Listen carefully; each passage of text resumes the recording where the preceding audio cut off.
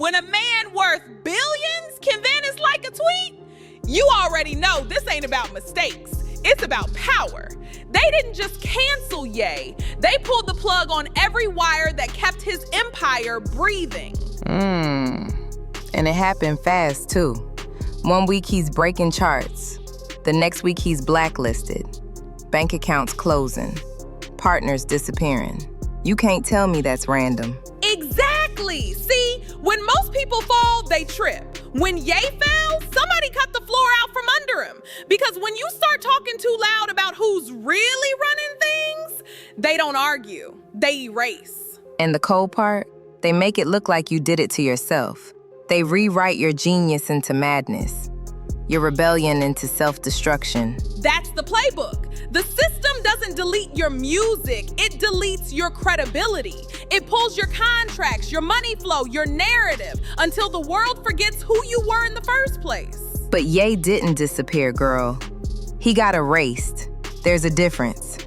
And tonight, we're tracing how the machine did it.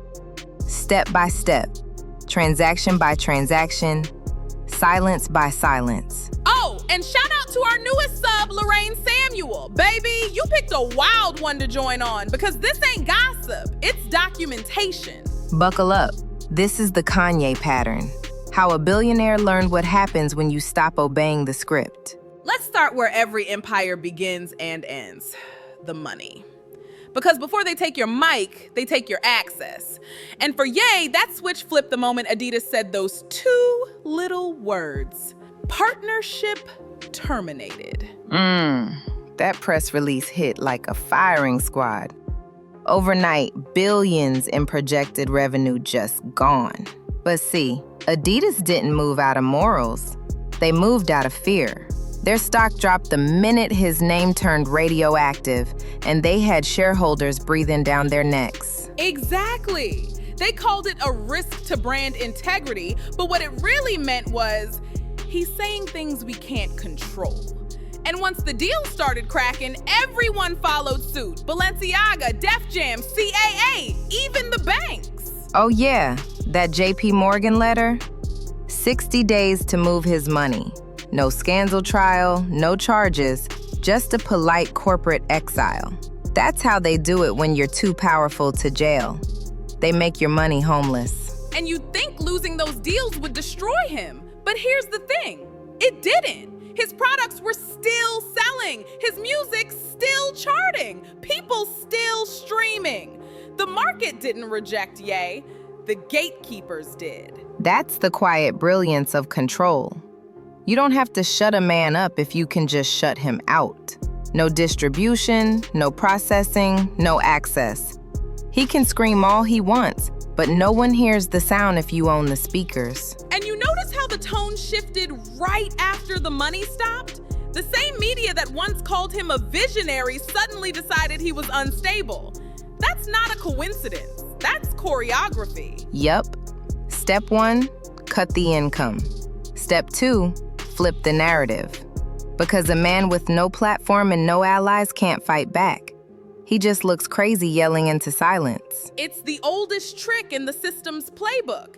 Dismantle the infrastructure, then label the fallout as self-inflicted. And baby, that was just the first move. The real erasure came next.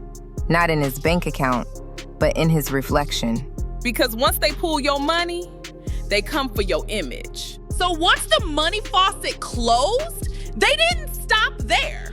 The second phase of erasure is the story rewrite. Suddenly, every headline that used to praise his genius started echoing the same word, unstable. Right. Same journalist who called him a revolutionary when he was boosting sneaker sales, now calling him a danger to himself. They don't change facts, girl. They just change framing. Exactly. And you can tell when the switch happens. Ye drops Vultures 1. Still debuts #1, top of the charts, fans locked in. But what's the headline? Not the achievement, the controversy. They stop covering what he did and start covering what they want you to think about him. That's how control works in public. They build a cage of perception, and convince you he built it himself. And here's the deeper part. The narrative shift isn't just punishment, it's protection for them. Because if the audience still sees Ye as brilliant, they have to question why billion-dollar companies moved against him so hard. But if he's crazy, then it's just damage control. It's the same media trick they've used for decades. Flip the mirror until truth looks like instability. Genius becomes madness, and silence becomes safety. And the crazy part? He kept winning anyway. That album didn't just chart, it proved something. That without corporate distribution, his voice still cut through the static. But that scared them more than the rants ever did. Because if you can move culture without the machine, then you're showing everyone how to unplug. And the system don't like teachers, baby. That's when the lawsuit started creeping out of nowhere. Suddenly, every week, a new headline, a new complaint, a fresh reminder that Ye was toxic. It wasn't justice, it was maintenance. Gotta keep the label glued on. Once the audience forgets why they're supposed to hate you, they might start listening again. So they flood the timeline with noise. Ye's done. Ye's lost it. Ye's irrelevant. But underneath it all, he's still charting, still trending, still haunting their balance sheets. Because even erased men leave echoes. Exactly. And the next part? That's when those echoes started costing corporations real money. And they had to clean up fast. Time to talk about the corporate cleanup. Once the narrative flips and the public bought the crazy story, the corporations got to do what they do best. Clean up the mess they created. And trust me, baby, they didn't waste a second turning damage into profit. Oh, you mean when Adidas suddenly found a way to sell all that leftover Yeezy stock? Yeah, the same sneakers they swore were too controversial to touch. Suddenly, those boxes were moving faster than confession tapes. Exactly. They said it was just clearing inventory, but let's call it what it was. A liquidation disguised as morality. They cut him off, dragged his name through the mud, then quietly made $200 million cleaning up his leftovers. You see the finesse, though? They used him like a product recall. Step 1, destroy the partnership publicly. Step 2, offload the goods privately. Step 3, tell investors the Yeezy problem is solved. That's not crisis control. That's conversion. And the system always ends with a spreadsheet. Because at the end of every scandal, somebody's pockets still get lined.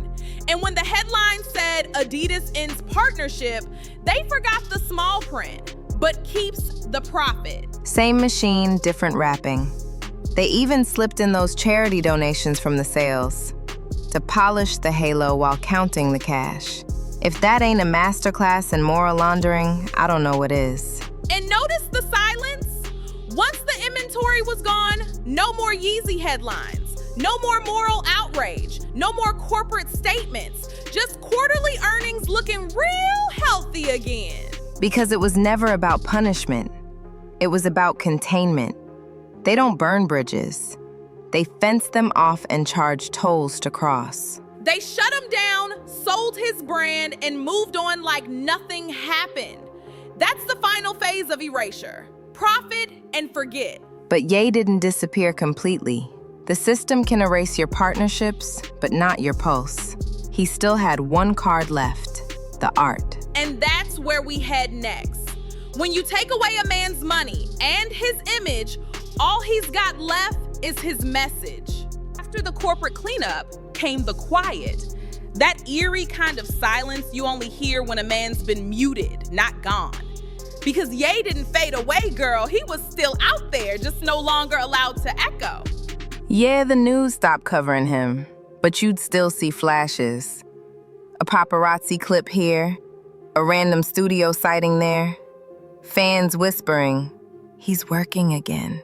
The world didn't lose track of him. The system just stopped tracking out loud. And you could feel the shift.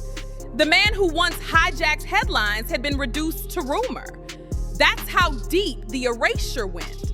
No public statements, no big interviews, no glossy features, just fragments. Because after the story gets rewritten and the money gets cleaned, they don't need to fight you anymore. They just let time do the deleting. Every day without your name trending is another page torn from your history. But the pattern didn't fully work this time, did it? Vulture's One dropped out of nowhere and still went #1. That's not supposed to happen when you've been erased. That's supposed to be impossible. Exactly. It proves something dangerous, that influence doesn't live in contracts. It lives in connection. You can silence platforms, but you can't silence resonance. And that scared the boardrooms more than the controversy ever did. Because if Ye can still chart without sponsors, that means the power they think they hold, it's borrowed. That's why his presence now feels like a ghost. Not gone, but out of reach. You see him only when he chooses to appear. That's not defeat, that's control. They couldn't finish the erasure, so they did the next best thing. Pretend he never mattered. Pretend the empire, the innovation, the prophecy never happened. But erasure leaves fingerprints. The silence itself becomes the evidence. And Ye's still humming underneath it all. In every chart, every resale, every headline that tries too hard to avoid saying his name. Because the truth about power is simple. You can erase the man, but you can't erase the message. And that message, still pulsing in the background, waiting for the next glitch in the machine. Which brings us here, to the lesson hiding behind the pattern. The real reason this story matters. Time to decode the bigger picture. See, the deeper you look at Ye's fall, the less it feels like one man's downfall, and the more it looks like a manual, a repeatable process. The Kanye pattern wasn't invented for him, it was perfected on him.